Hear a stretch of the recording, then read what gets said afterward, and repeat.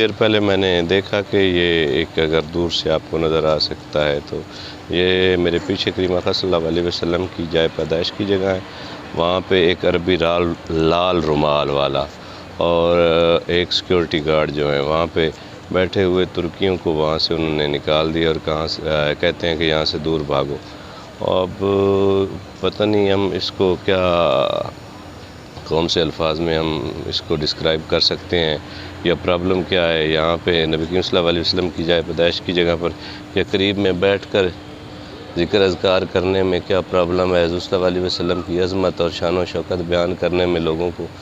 پتہ نہیں کیا تکلیف ہے۔ آپ دیکھ سکتے ہیں میرے پیچھے کہ انہوں نے کچھ اور بھی سیکیورٹی والے بلا لیے ہیں، جو لوگ یہاں پہ جمع ہو رہے تھے